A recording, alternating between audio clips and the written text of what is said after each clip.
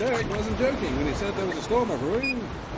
These waves are as big as a house. Keep rowing or we're done for. Strip. Look out! Here comes a big one!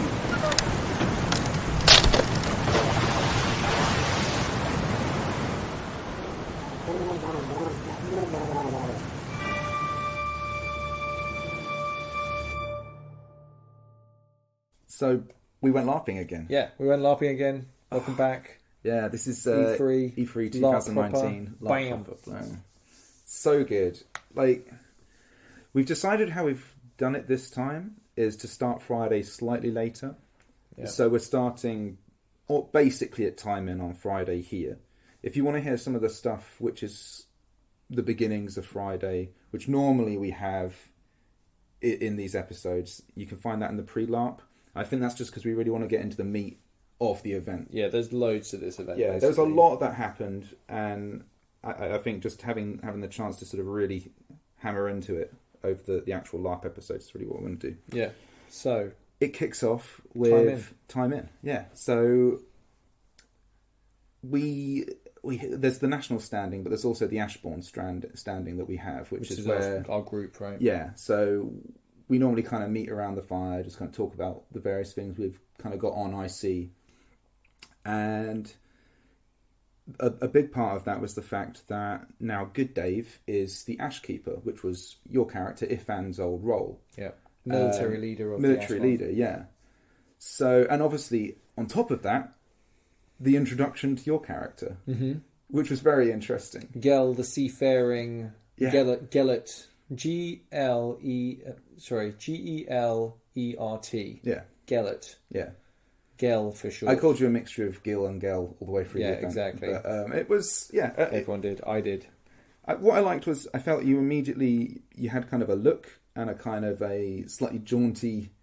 I'm here for a good time. I'm here for a good time, not a long time. Yeah, that sort of vibe. Yeah, it was kind of quite a different pace of character, I guess, to Ifan, who, while Ifan was certainly not super serious all the time, he was a driven individual. While your current character is certainly driven in some aspects, but he's more driven in a sort of a curious rather than a go-get-'em kind of style of doing things. Thank you very much. We haven't said that. Thank you very much. That's exactly what I was going for. Yeah. Yeah. That's how it kind of came across to me.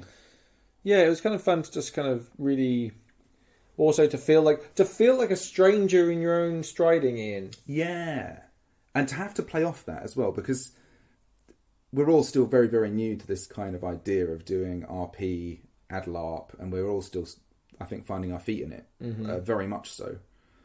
So there is the natural disconnect of, not only do I think of you as you, David, I think of you as Ifan, right? That ad LARP has been a big part of your identity. So having to then shift to interacting with this new character, I think I had a slight advantage because I knew about the character a little bit, and also I'd made your armor. Yeah. So that gave me like a little bit more, I think, of an immediate access to being able to RP with you. Yeah, it's just trying to be more like a kind of, I want to be there to kind of hype everyone else up, encourage people to be the better version of themselves. You did this really cool thing where you actually demonstrated your newfound powers. Yeah, at the standing. And that was really good fun. So you kind of empowered Lloyd's character. And Lloyd, not yet, but sorry, yeah. You empowered Lloyd's character, Lindir, to cleave me, yeah. And he did so. Yeah. But he didn't actually call cleave. No. But he could have done. He felt the power and ability to do so. And that was kind of cool. But so it was a really cool thing. You actually sort of demonstrated your abilities. Just for the lols, right? Just for the lols, right? It was really good fun. Super and plus fun. there's no skirmishes on the Friday. Well, I had one set. I was. Oh yeah, you had one set because so you went out with the Eurozen to go and do. Well, we'll get there. We'll get there. Yeah. So part of my kind of character's thing I see is he's been spending all this time in Brokilliand. I've gone over this a little bit in the pre-LARP, but it's worth repeating here.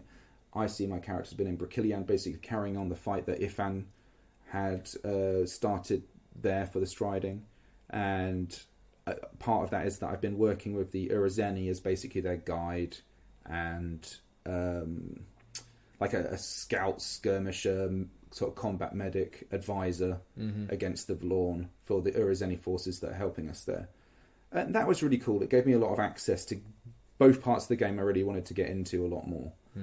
It kind of made me try and make Talus a bit more of a sort of a serious and driven character in his own right. I'm not a super kind of socially confident person. So like, in terms of when we go LARPing, I struggle to actually introduce myself to people. And I think everybody does, but I think it's something that I get nervous about.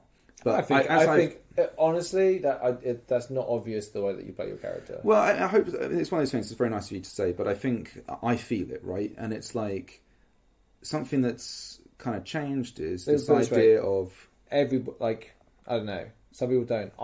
Being a bolshy fucker, sometimes I get very nervous. Well, I think everyone does actually. Yeah. But some people are more accustomed to true. that. It's a skill, right? It's something you've got to exercise, right? I'm very confident talking about the things that I'm confident talking about. I'm not super confident necessarily going IC yet all the time, like hardcore RP. But I think one thing that's happened is through the process of doing LARP, I have become more comfortable role playing. Yeah. It's not that it comes naturally, and I can see a time, and I certainly see certain players who the experience of being their character sort of flows very nicely and very naturally from them. I found this character made the decisions for me.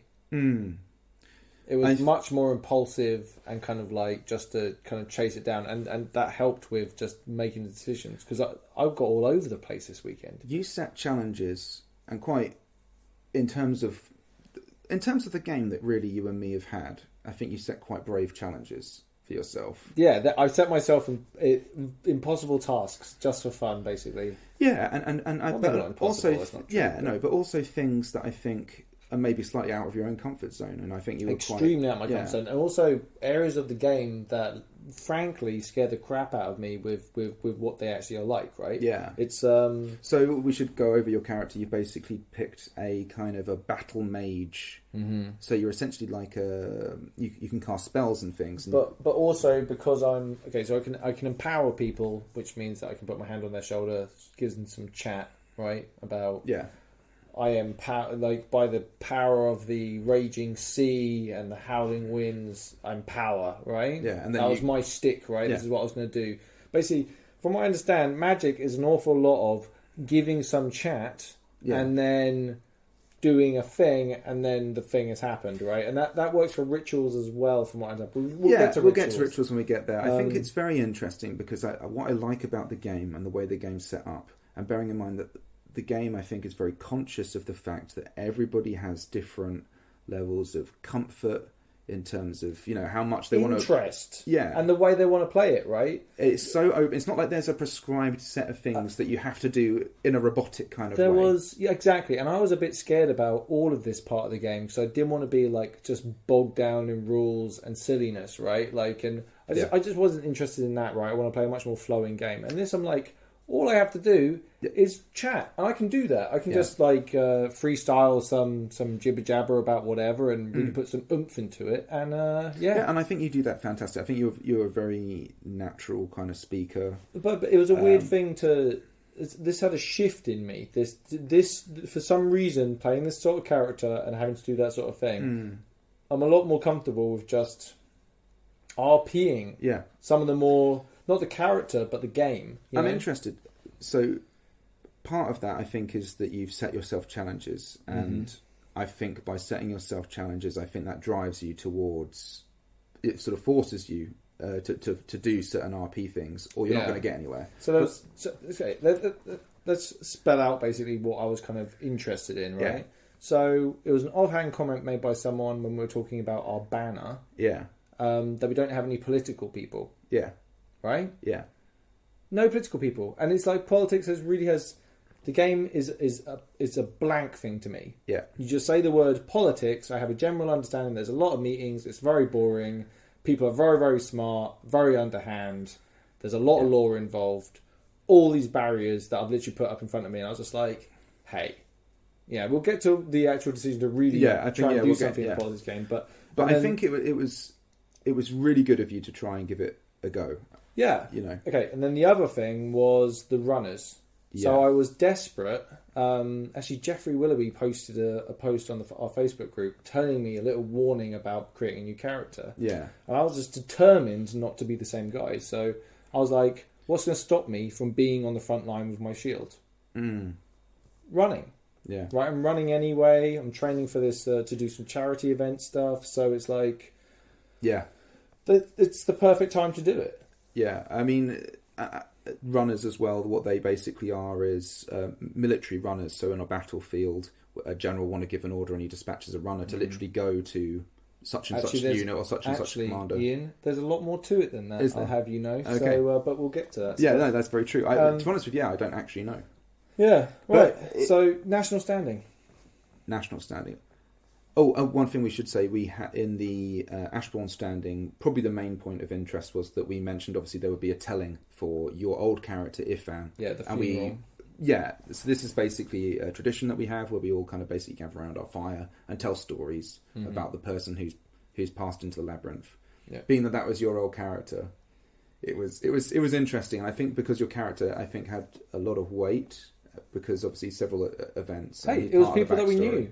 There's people that we knew, people who'd fought with, people that he would save, people that saved him, all sorts of stuff. Yeah. People that had gone up to shenanigans with. Hey, we'll get to that. No, we will. But I think that was basically the big thing from the Ashbourne standing was that we set a time when we were all going to meet up and do this thing. Yeah, it's good to set like times of day when something's going to happen because it makes it easier for everyone to kind of get to that point at that point of day because things run on all the time. And starting last event, we actually all had timepieces, and that was a huge help. Massively. Right? I'm the guy that has a timepiece and actually tell people what's time. It's really useful. Fantastic. So after that, it's national standing though. So we have our own standing. They call out for the national standing. They actually flowed really nicely into each other. And actually, no, we missed a whole bunch of the start of the national standing. Did we? Yeah.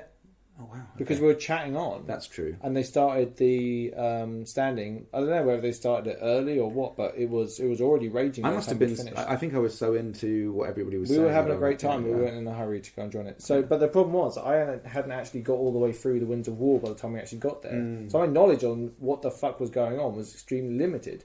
I knew there was the Bayer Cadiz, Grendel fleet, just doing terrible things around the Brass Coast. Yeah.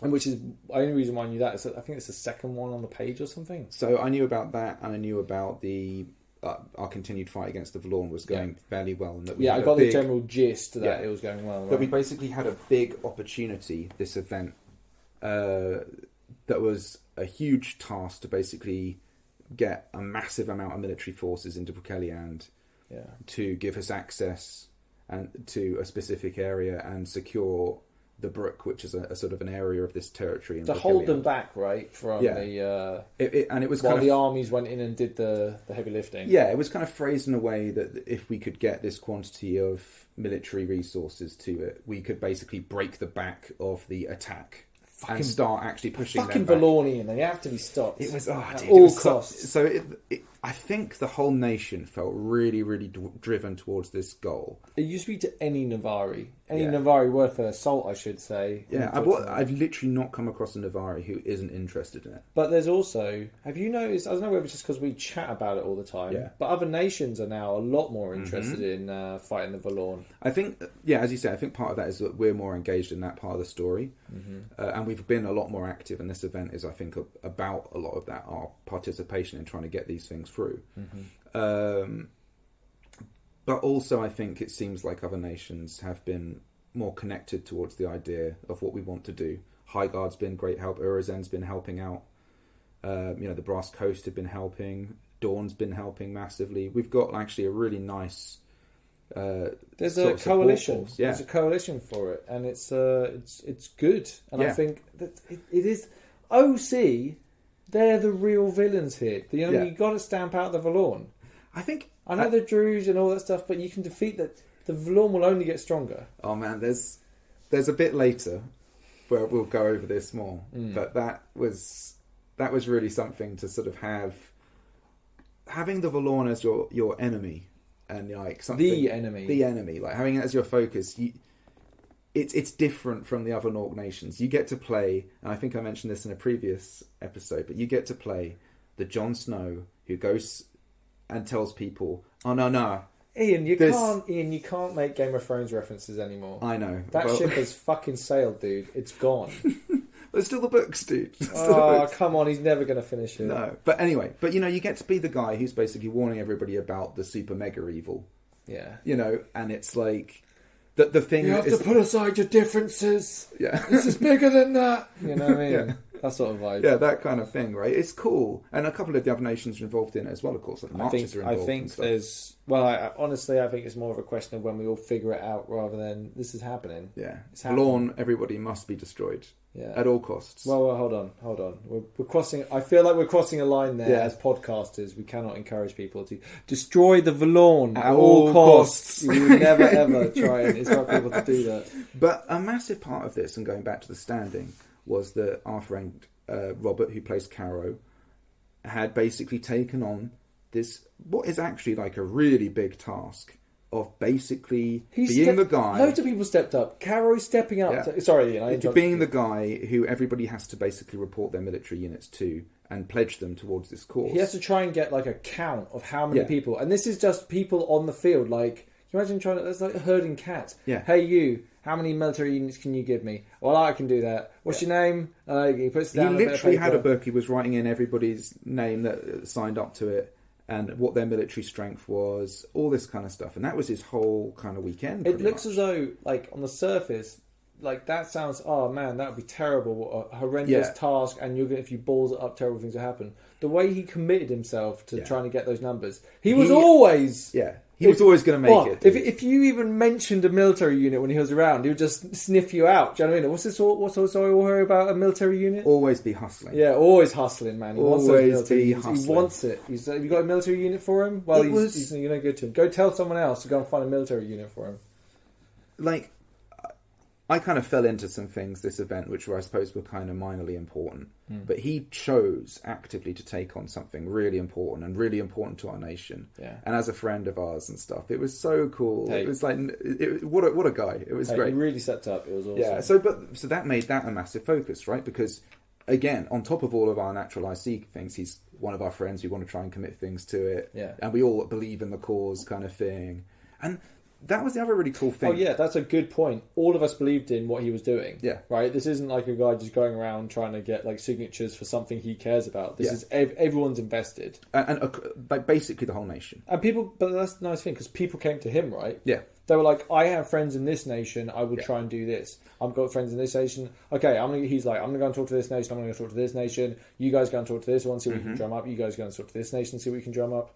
Fantastic. he really worked, but I think, as you said, I think it might sound like it wouldn't, some kind of administrative kind of thing like that wouldn't be such a fun game. But I think he had a great time. Hey, it is game though, and having to go around and try and get Yeah. people to go. Because it's all IC interactions, right? We've That's what just makes sat it here fun. and talked about the Vlorn as the only threat to the Empire. Yeah. There are many threats to the Yeah, Empire, and that and is- many things yeah, like Wintermark are having their Northern Territorial stomped all over. The Brass Coast their waterways are absolutely dicked on right now. Urizen are missing a whole region, and they're still committing forces. Urizen, do you know what I mean? It's Like they still committed like all of their army last season to the cause, kind of thing. Urizen It's are crazy. fucking great. I like the people in Urizen. I like them. IC now. When Yeah. I first heard about Urizen, I was like, that's going to be weak sauce. But they're Yeah, great in every they're single great. way. I really like them. But what I love is that pretty much every time I interact with any nation, I come away thinking, this nation's great. Yeah. Like all of the nations, like apart maybe All the nations. well- Whoa! Don't you even dare Yeah. say a nation that doesn't meet your quota. That would Okay. be you'll get shanked. There'll be some- no, I think all the nations. What I like is there's some nations, and the reason you're not keen on them as much is an for IC reason, right? Agreed. 'Cause And I think that's what's really cool. there's a lot of stuff happening this weekend as well. So yeah. Yeah, and the thing is as well, it's often certain parties almost Oh, yeah. within those. They might groups. let me put it this way, any society has its extremes or ideological differences Yeah. and that's a bad example. No, but what I mean is, say for example, the Navarre feel like on the issue of the Vlorn, they're very united towards that cause, and we have those kind of clear focuses. But for some of the other nations, I think it's sort of slightly more open, and there's so many different threats. Like if you're a winter marker, what do you care about? And that could be very different depending on where your home region is, what your backstory everyone is. that you're talking to. Yeah. We only really talk to people that are very interested in Kingdom of Valorn or surrounding. You know what I mean? Exactly. Like, of course, we're going to feel that way. If you constantly hear that you've just been kicked out of your region that your resource was in, or people around you have had that done to you, well, you might consider them to be the greatest threat to you right now.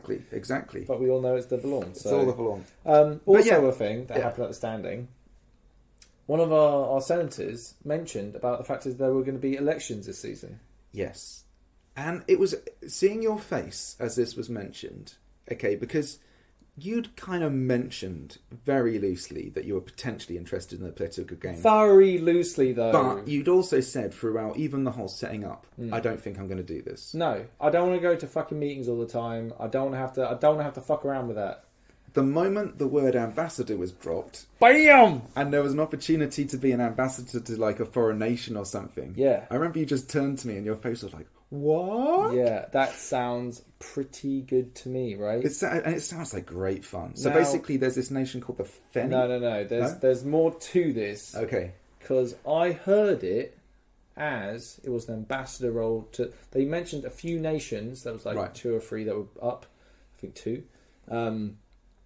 And one of them, they were ambassador roles, but the other one, the Feni, was a research role. Ah, okay. That sort of explains a bit more. Okay, but I only heard ambassador. Yeah, right? yeah, So this is how I picture me being an ambassador, right? I get elected, I become an ambassador, I can go and talk to NPC, like profound decisions people, give me loads of plot. Fucking A. Yeah. This sounds pretty good, right? Yeah. So I'm like, let's do this thing. So my first point of call is to try and track down the senator who's in charge of it. Yeah. But it's immediately after standing. So all this stuff's happening. Everyone's going everywhere. Can't find the senator. Eventually bump into a few different people. I bumped into Darius. Yeah. And Darius was standing next to me, and I said hello to him. And he said hello to me. And then I introduced myself. And I said, oh, I'm Gal or whatever. And he goes, oh, I'm Darius. And I stand back up again. I'm like, Darius? And I turned to him again. I said to him, did you know a man called Ifan Ashbourne? And Darius, I don't want to misquote him because he said something awesome. He said something like, he was one of the greatest warriors ever fought with, or something just ridiculous, epic. Yeah. Do you know what I mean? But like you said it like it was a factual statement. Yeah. You know what I mean? That's who Ifan Ashbourne is. And I went, that man was like a brother to me, and a friend of his is a friend of mine. I shook his hand, and it was a really nice moment. It was subtle. It was like the next, like concluding part to that. If it was like like the after the trailer moment. Yeah. There's 2 more heroes hooking up afterwards. Yeah, fantastic. Love Darius. It was. Yeah, I mean, like Darius is just always fantastic value on the man's a fucking beast. Yeah. Right. So I was waiting for the senator at the Fawns Council. I'm no longer a Fawn, so they could no longer join in the fun and games of talking about all the... You can still go there, can't you? But there's certain votes that happen. But it wasn't my game anyway. Yeah. But it's cool. We voted in a new general, I think it was, something like that. And that was cool, watching everyone kind of like put their points forward. Everyone turned away from...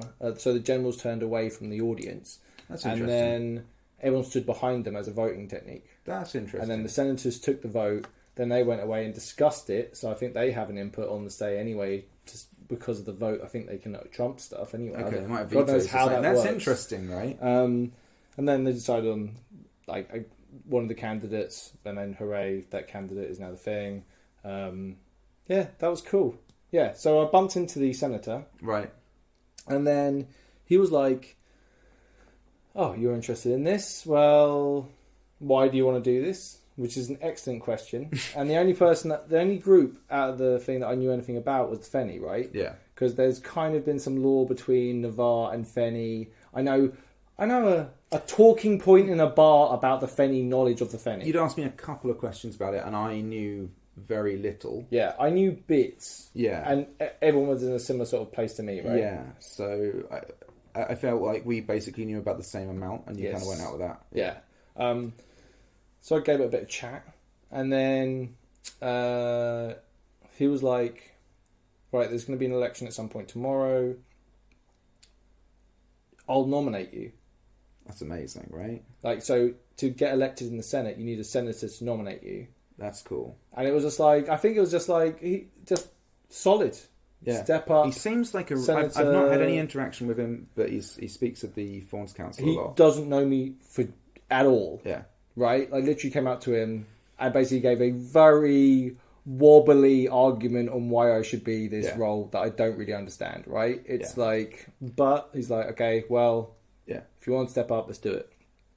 Took my name down. He said to me, you need to go and see, if you really want to, because I'm like, who can I speak to help me navigate through this labyrinth of politics? Yeah. And he's like, you need to go and find yourself an orc called Skywise Fowl.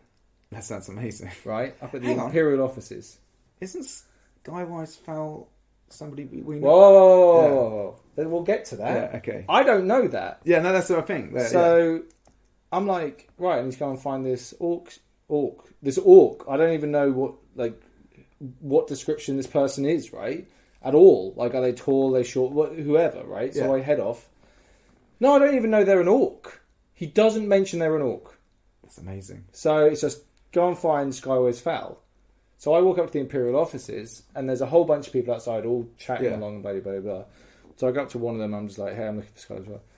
And they point over to said orc. Oh, wow. So I'm like, oh, cool, it's a fucking orc. So I go up there, rudely interrupt a conversation. You know what I mean? Like, well, not really. I think that would have been done anyway. But I'll explain who I am and my intention to go and do it. And I think he's the one that mentions it's a research position. Because I'm like, oh, you know, whatever. But have a bit of a chinwag. And when I'm talking to him, I'm like, I know that voice, though. Because where am I? There's prosthetics, there's beards, there's all sorts of wonderful... It's a lot, right? There isn't a person I recognise in there. I bumped into you at the moment when I think you asked him, your voice seems familiar. Whoa, that's it. This is the next day. This is Saturday. Is it? Yeah, that's Saturday that you're talking about. Wow, okay, interesting. Yeah, a lot happened this weekend, by the way. Yeah. So a lot of our memories is kind of like smooshed, if that makes sense, right? Okay. But yeah, I talked to him, and he ended up basically telling me, oh, you could go and see some historians. There's like game historians in Highguard that are really knowledgeable, right? Okay. This is the thing. Important people or knowledgeable people or people that are really good at the game potentially get their names bandied around. Yeah. Right? Like, that's just how these things work, right? Like, me meeting Skywise Fowl was a big moment for my character. Yeah. And it's like, it was a really cool thing to be like, oh, so this is how politics works. Do you know what I mean? Like, this is the world that we're living in, you know? But also, it's like, to have a character where their name is something that you can ask about, and people will point you in the direction. If someone said to you, like, OC, oh, if you want to go and talk about X, then go and talk to this guy here. He knows exactly. He's the best guy in the business. Yeah, that's what it's like when you're doing this IC, right? And you're meeting someone who you're like, this is an important person who knows their shit. Yeah. They deserve respect. It's an earned position, right? People don't go just around recommending that you go and talk to a fucking idiot, right? Yeah. Like, it's that's not a thing. Yeah. Well, maybe, I don't know. for a laugh, right? Oh yeah, like you send them off for a long wait. They're the worst senator. They're the worst. Literally, they only get the job because nobody else runs. The worst senator in the business. But I don't think it's like that, right? I think it is like legitimately like everyone is extremely competent. It feels that way. Yeah. We'll get to elections and all sorts, but I went up to Highguard, asked around. Highguard, very friendly. Yeah. Also very friendly because of Navarre, which was also really nice. Yeah. And you give a little bit of love to the Highguard. Highguard give a lot of love back. Bear in mind, these guys lend me a shield. Yeah. Well, not me, my character, but I like the Highguard anyway. They're friends with Navarre. Go into a tent.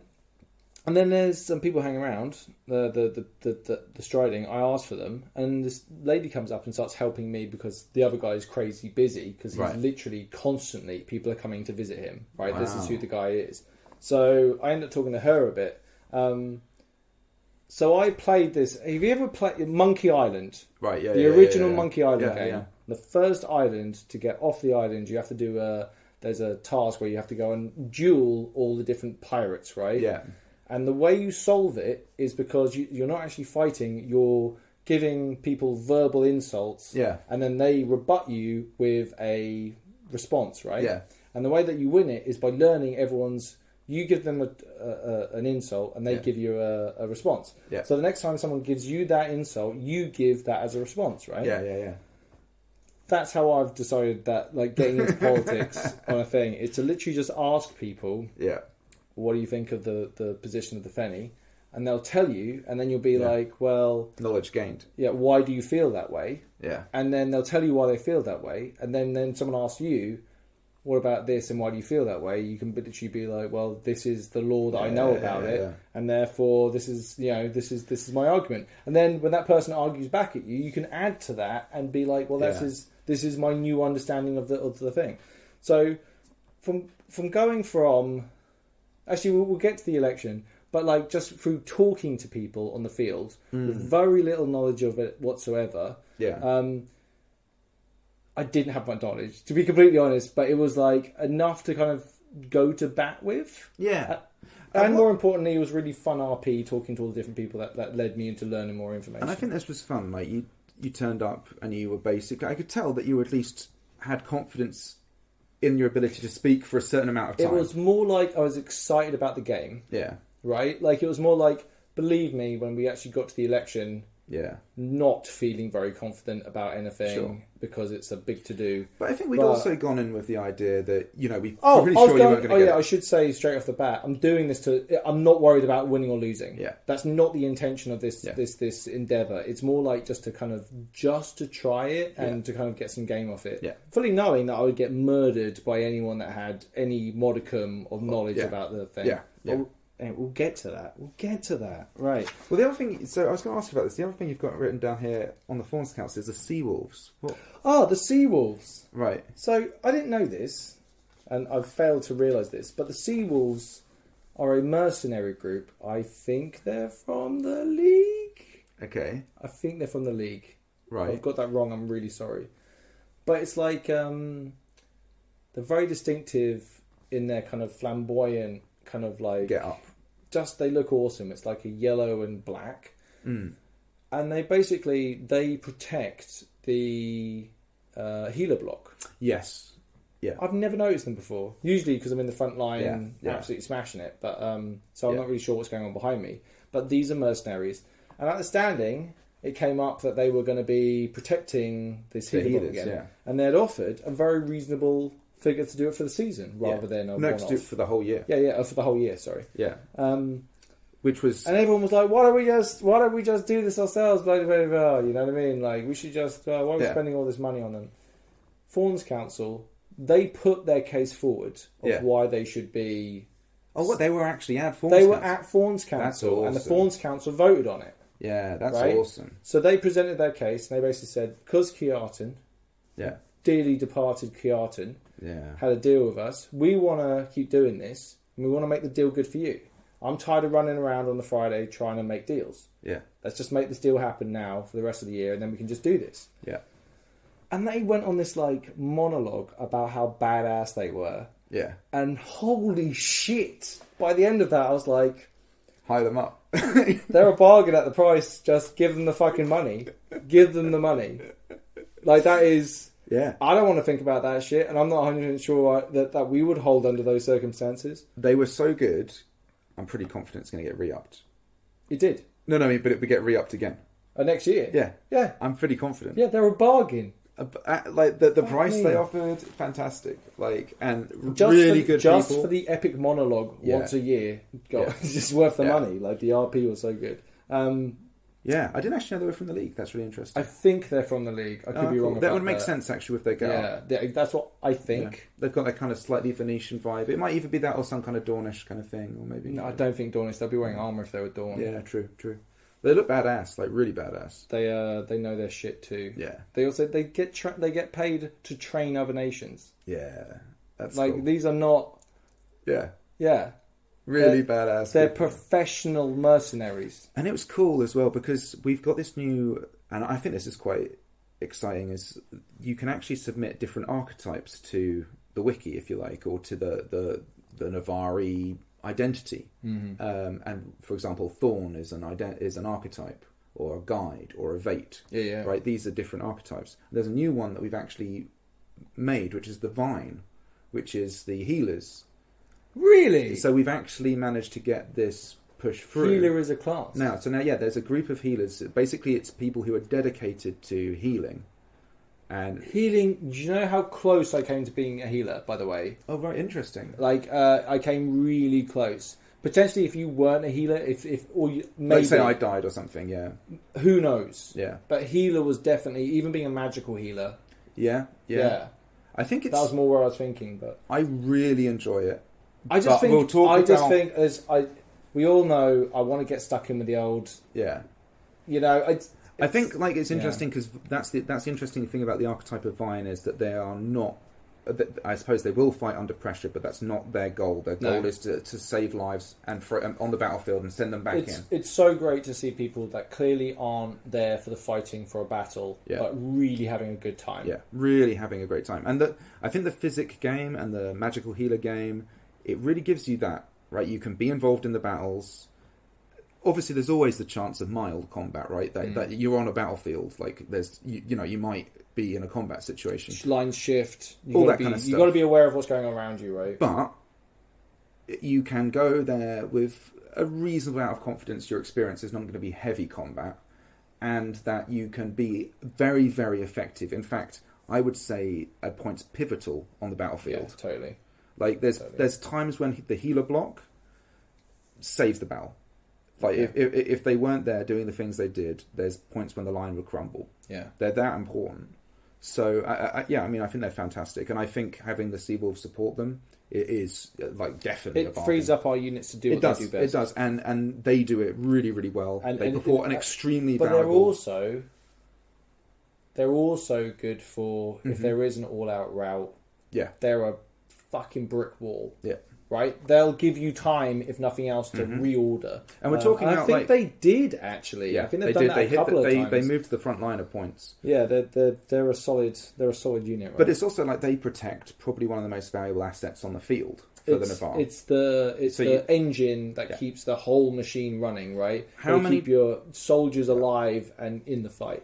How many times do we come away from Battlefield talking about how there's essentially an attrition combat aspect to it, where you can tell when one side's winning. Depends on the fight, right? Depends on the fight. But there are times when the line will start not breaking because the fighters are any worse, but because they can't heal the people quickly enough. Yeah, they're all running low, and then it just takes their hero points are diminished, their health is diminished, and they just don't have the resources to replace those things. That is often how, especially those kind of shield walls, sort of pokey. I mean, it's scary when you know that. All it takes is a boot in the front door and the whole thing can come crashing down. It's scary when you're in the line. It's funny when you're kind of fronting up on the line, but with no hit points. Yeah, like basically, like you're making a complete show of it. Hey man, confidence goes a long way. Unfortunately, confidence, if it at all loses in the face of the enemy, is the weakest thing possible, and you will get murdered because of it. So, I mean, the other big thing, I suppose. On Friday after was there any more with your political game at that point? Did you? Not at that point. No. It was more like I think I was. Yeah, I think but that took a while, like That's going around and talking to game. everyone. Yeah. I mean, so I think while you were doing that, I actually went shopping with Lloyd, in the sort of the OC sort of merchants that are down the main strip, and there's loads there. And they're can't really go good down there. I get worried I'm going to drop loads of money there. It's fantastic stuff. I bought a tankard. Oh right, really? Yeah, I bought a new tankard because basically Good people idea. fill it up, and sometimes I'm like, I'm getting short change with this tiny little tankard. I need to up it, so I spent a £5 on a new tankard. So yeah, that's nice bargain. Yeah. No, so we we got this really nice sword for Lloyd, and it's kind of weird. I think he'd basically ordered the sword from this place, and it was basically this one-handed but sort of maximum length you're allowed bone sword, but it had the ability for the handle on it to support either one or two hands. It kind of had shifting room, like how your sword has. Cool, yeah. So, but it was a really, really cool looking thing. And it was so funny that it literally was exactly what he wanted. It might even be the case that they made a thing he ordered, but for some reason didn't. Yeah, because they said that they wanted it, and then they said they hadn't done it in time. Yeah. And then there's one there, right? Yeah, exactly. So yeah, it sounds like weird. he probably ordered the same thing, right? Yeah, It's very strange. Anyway, it was very strange, but he bought it. It looks amazing. It really finishes off the look of his character. Mm-hmm. Yeah, and I think that, like, especially with Lloyd's new armor, like Lindir, I think had a really cool kind of identity to him anyway. Yeah. With this, the whole sort of wisdom thing he was kind of pursuing. And he's obviously got the sword and the shield. He's really learning where he is at Anvil, right? Yeah. And coming into his own, especially with the attrition rate. It's like there's lots of room to discover new things and fill voids within the group, right? Yeah. So the other big thing that I had was I'd made arrangements to basically go off on a skirmish with Urizen. Mm-hmm.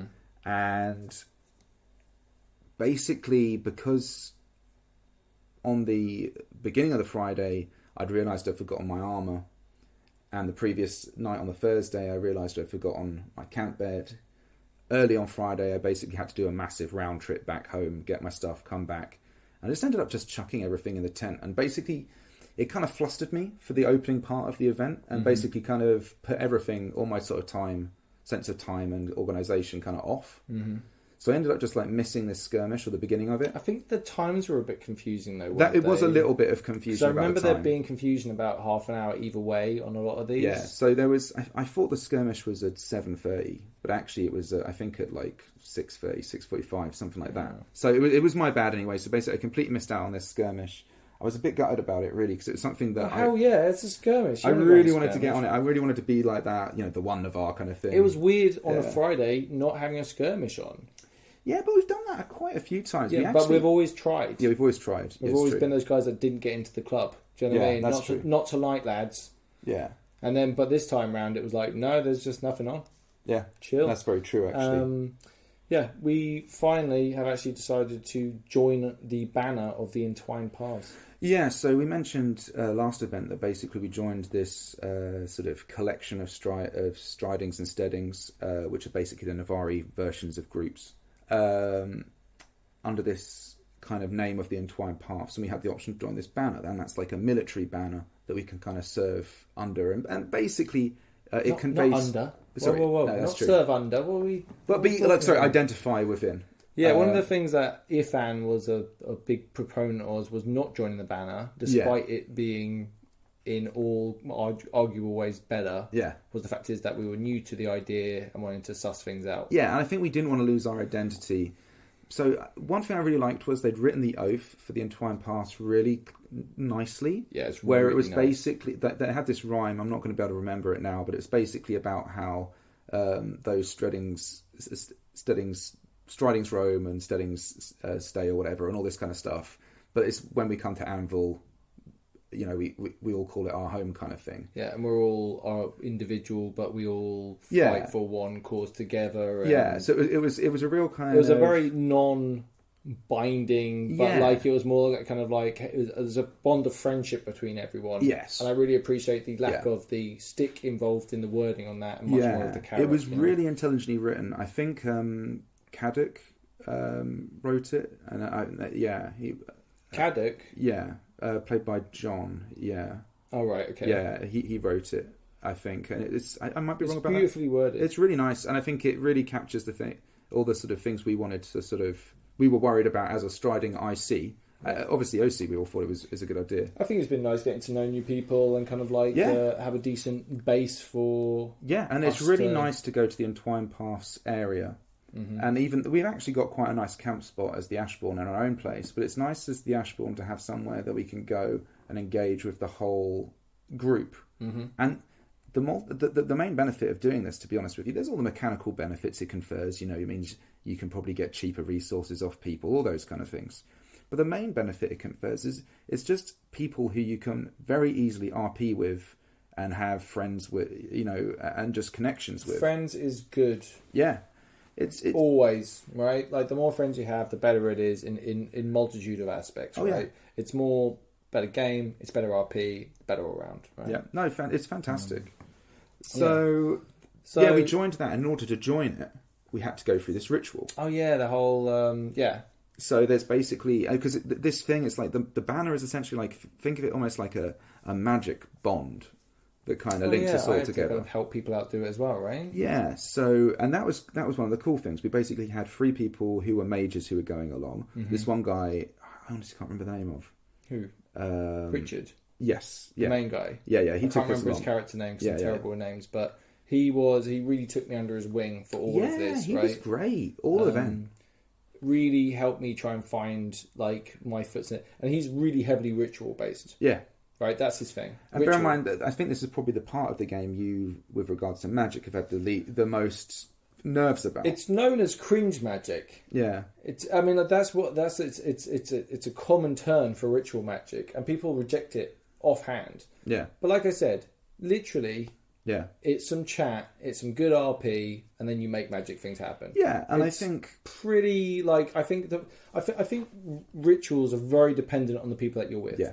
You know, I can imagine, just like Songs and Storytime, there are people out there that when they bring the heat on a ritual, it's awesome. I mean, having said that, we've both had obviously people, imbue us with magical energy before, and the people who are really good at it. In fact, had a great time. Yeah, right? we've been very lucky, but I think everyone is just so into it that actually I've never had a bad one. Yeah, I've never had a bad experience with a mage. It's usually almost always mutually beneficial. Oh, it's fantastic. So you have a vested interest in going along and having a good time with it, right? So that yeah, so the person is telling you, maybe they're talking about like, you're talking about how the power of the ocean is in you. It's to my benefit to play up that, right? Yeah, if mechanically and RP. Yeah, right? if I just played it off like, give me the hit points, give me the ability, give me the whatever, right? It would be to no one's you gain. You had to on a token. Oh, by the way, you are now this. Yeah, right. It's going along with the RP of it and letting yourself get psyched up or letting yourself feel these different emotions. It really actually is a hugely beneficial part of the game. Mm-hmm. So we all go off to these standing stones, which are in this kind of near the archway. There's the Hall of Worlds. Yeah, well, you'll be able to tell me more about that later. Yeah. But there's these standing stones where we get to do this ritual, and there's some refs who are kind of positioned near there. You basically tell, this is the ritual we're going to do, and how many of us are going to do it, and we've got the resources to do it, all that kind of stuff. Mm-hmm. And like they handle all of the mechanical stuff for you really quickly. Whenever you have to do anything like that, they all have iPads now. Yeah. So basically all you need to do is, if you're doing a change within the game, grab yourself a referee, ask them politely to come and help you with a thing, go and do said thing, or at least provide enough evidence that you are going to do said thing, and they'll help you out and assign it. Yeah, and it was great. So then they're also really good at basically just setting the scene. Yeah, letting you know what we're about to do. Everyone understand what's going on. Blah blah blah. Any questions? Good luck. Good game. And the benefit we had from that as well was, of course, that Richard was, knew exactly what he was doing. He led us through the whole process. Yep. And this had really cool kind of OCIC kind of links where obviously we don't know mechanically what we're supposed to do, and we don't know IC what we're supposed to do. So he had a really good way of saying, we're going to blood the blades. But it's also fun to do it with people that you don't know that well. Get to know them a bit better, right? Have a good time with them. It's all good. So he did it like with the first of us, he did it like how you do marriage vows. Basically, this is the thing you're going to. I'm going to say. I wouldn't go that far. Really. No, but you know what I mean. Like they literally says, right, I'm going to read something out. You follow me. When That's what I meant, right? Yeah. And then basically you just follow along, and then he runs basically a lot of blood magic in Autumn and Navarre. So do you give your blood willingly? Yeah, I guess you're right. It is a bit wedding, isn't it? Yeah. And you're like, yeah, I do. He slices the old hand. Then takes a bit of the blood, puts it on your face to be like a bonded thing, and it's good. It's cool. And we all did it. The really cool thing was, so you got to do it on someone. He did it on me, and so I got done to me first, and then there was and we then, all do each other. Yeah, that was the cool bit. So then the 3 mages all got, and you all did it simultaneously. It's standing in a circle. It was really cool, actually. Like as an outsider, I don't know what it was like to do, but as an outsider, watching you all sort of recite it together, and then do the whole process. It's given me really ideas for like, you don't need to go to Songs and Story to do spoken word or a performance, right? You can do it anywhere you want, and you can do it as mechanically part of the game. That's really fun, right? It was really, really good time to do that. So yeah, we joined the banner, and that was great actually. Yeah. Okay, let's move on. Yeah. Right. Yeah. So we get to the telling, the Yeah. funeral of Ifan Ashbourne. We'd arranged at 9:00 that we'd all meet up and have the telling. But also before this, I'd bumped into Saul, who plays Farron, and I'd said, and he'd actually got in touch with us, OC, saying, you know, if you're going to do a telling, can I be there? But I got to bump into him. I think it would be like there's a lot of stuff that we spoke about before the event, or when you asked like to the group, do you think that we should allow an outsider to be at the telling? Yeah. I think the general feeling was, if someone wants to speak there because they knew the person, Yeah. well, more honor. It will be more honor to Yeah. that person to have Exactly. someone else to come Exactly. along, right? So we had a few people come along. Yeah, right? we did. Yeah, but anyway, I ran out to him and I said, you know, we're going to do it at this time. Come along, kind of thing. And then Callum came along and Simon came along and I think Tom came along. Tom came along, yeah. And Reese. Anyway, Yeah, it was there great. was a bunch of people there. There was a whole bunch of and us. we all had a big old chin wag about, and we went through the Ifan greatest hits. Yeah. And it was a really fun time, wasn't it? I had a great time. I mean, I think... It's good to have not... Yeah, of course I had a good time, but it was a good time. Yeah, I mean... Well, that was like... So I started... I think... Oh, no, I did Good Dave start. Good Dave started. It doesn't matter. And then I went on and did my bit. Yeah. But it actually doing it... It was... Like, telling really, a story about Ifan. It was really great having everyone... Like... For me as the person, of course, it felt really nice, but it was like to see how that it actually changed people's in-game lives, right? Yeah. Like Lindir had got up 3 times in battle for "Stay With Me" by Ifan. Like the fun stories when Farron was a little bit late, but he ended up telling the story about how we all got cleaved in the competition for the herb garden. Yeah. Like it was just a really good time, like having everyone have a bit of a chat. Everyone had a bit of a joke. We had a bit of a drink while we're doing it. And it was a really nice little send off. And it really, do you know what? It hit me a little bit in the feels at times because it was such a nice experience. Dude, it hit me in the feels, talking through like the stuff. Because there's OC memory. There is OC of memory. doing this stuff and having a really good time and realizing, like, it was a really nice final chapter in everything that character was. You know, It bookended it really nicely, actually. Like having a proper sort of funeral, if you like, for Ifan Ashbourne was really good.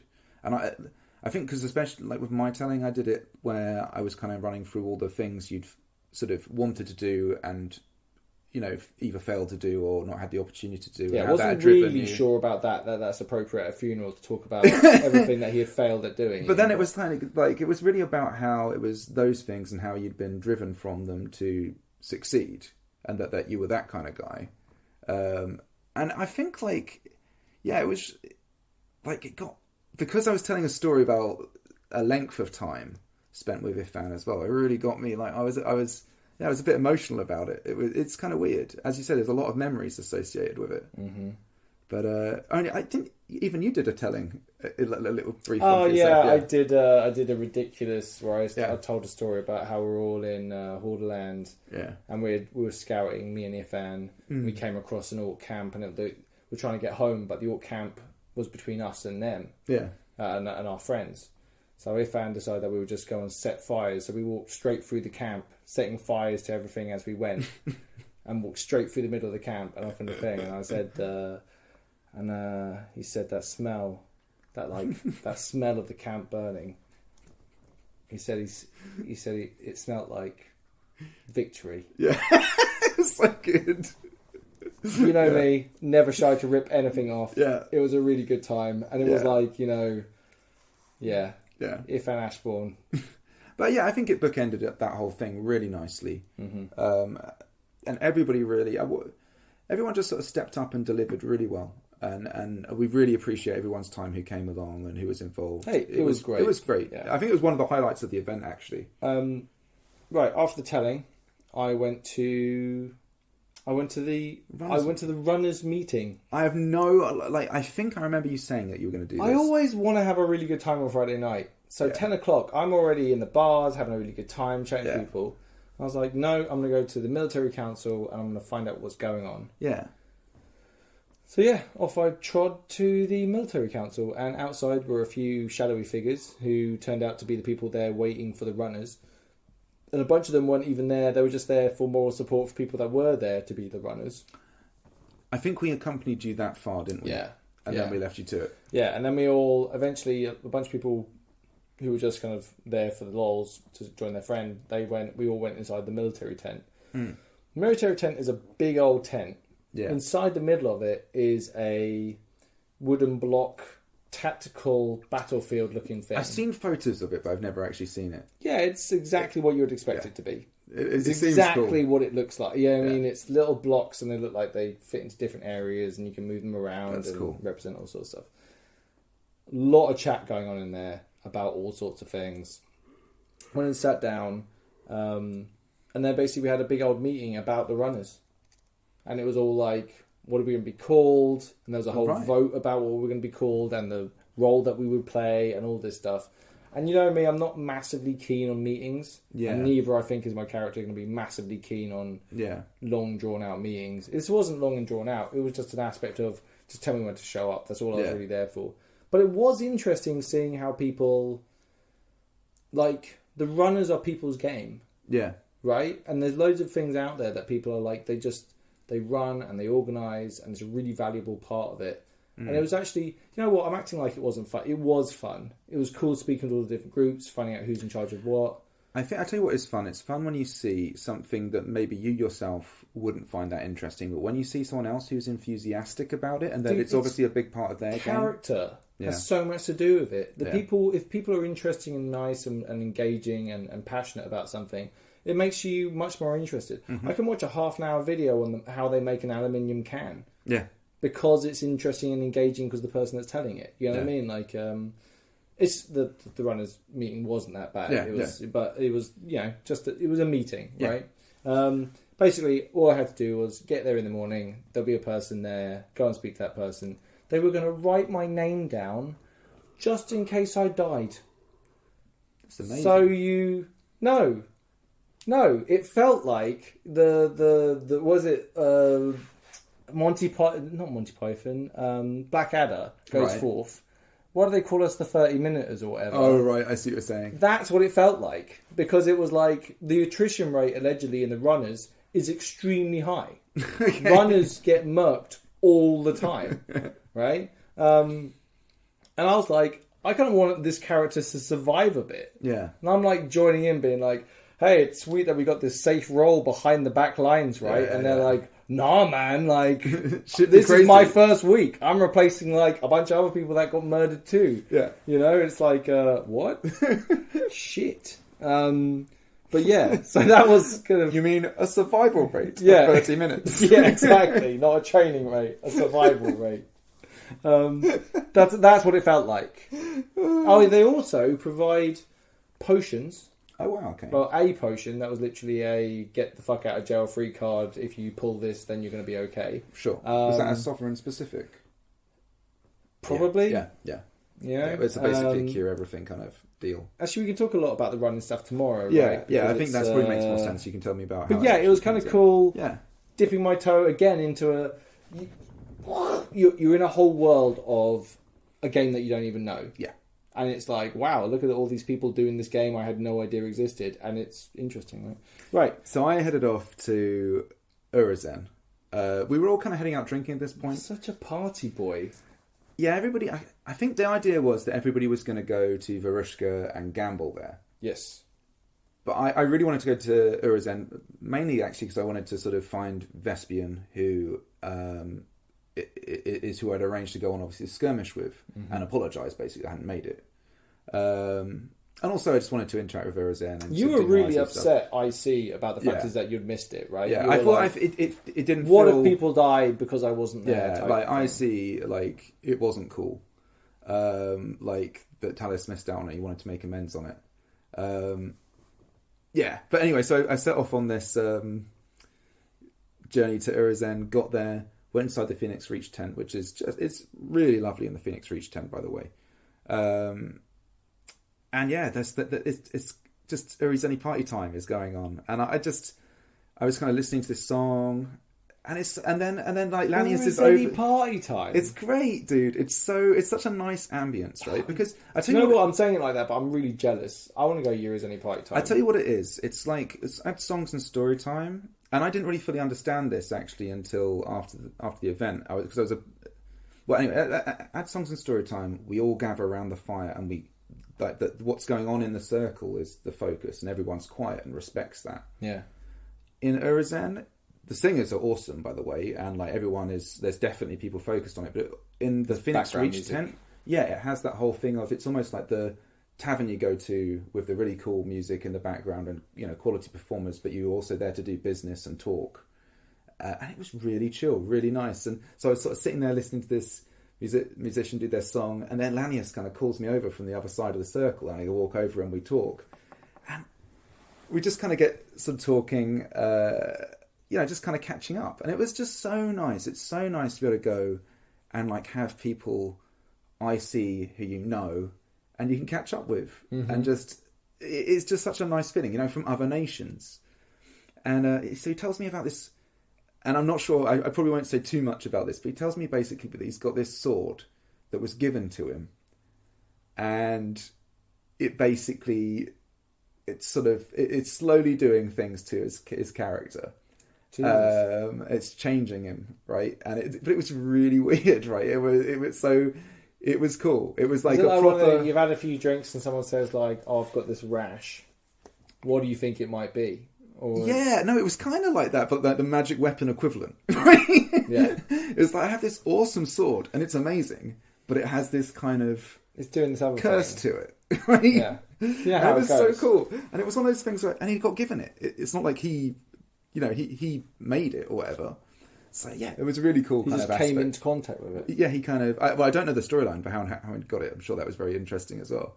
But that was cool. I got a little bit weirdly self-conscious in there. I felt like I'd had a couple of drinks at this point. I suddenly became randomly self-conscious that maybe I was being a bit loud or something, because I'm used to the songs and story time atmosphere where you respect, as I say, what's in the middle of the circle. I wasn't. I just didn't catch the vibe as much. You can get quite loud as well. Yeah, I can get quite loud. So anyway, I basically go off and, I had a great time anyway, but basically I head off to go and catch up with the guys. You scampered.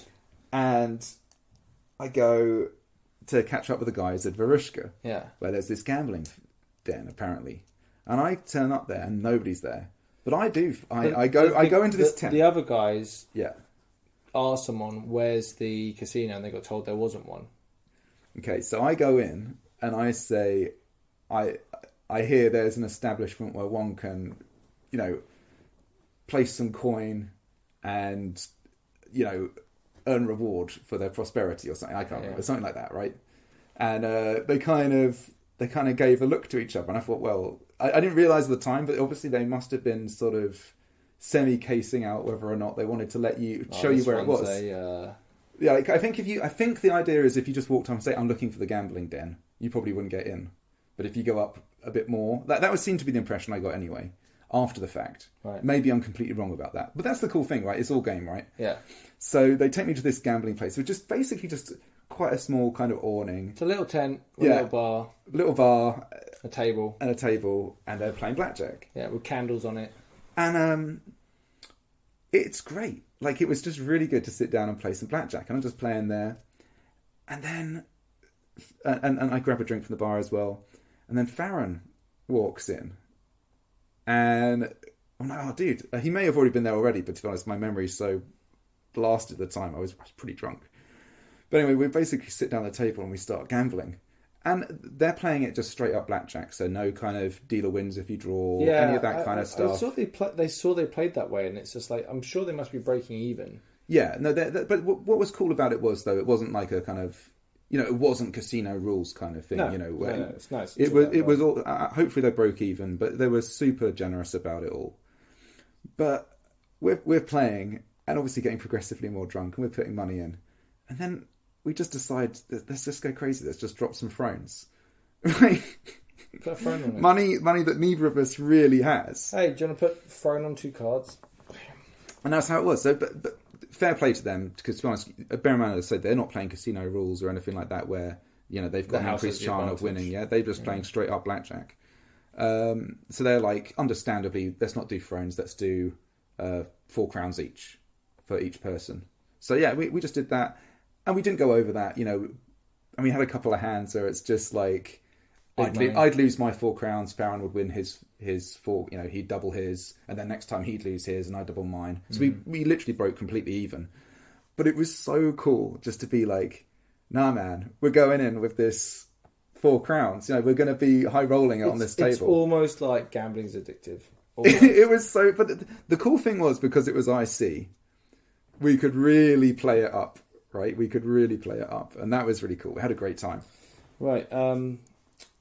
Yeah, so you headed back to Songs and Stories? Yeah, after that, basically just I think we'll hit the Songs and Stories circle maybe on Saturday, because I think it's bigger then, but it's just always a pleasure. Yeah, like, to finish this episode up, basically, I'm the party animal, and you're the guy that goes home early. Yeah. At Anvil, you're the party animal. I'm in there with my Horlicks, with my slippers on.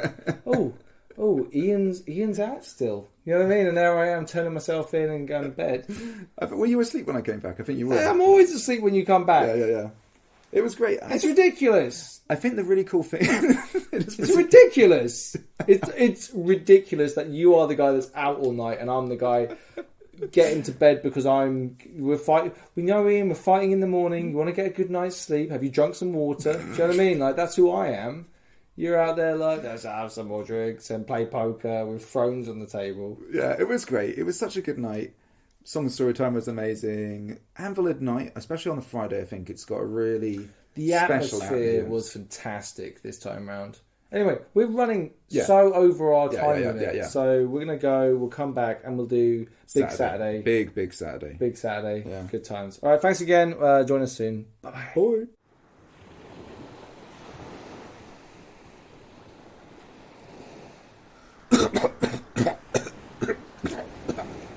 What the? We made it. We're alive. And strangely, we got washed up at the exact same place as each other.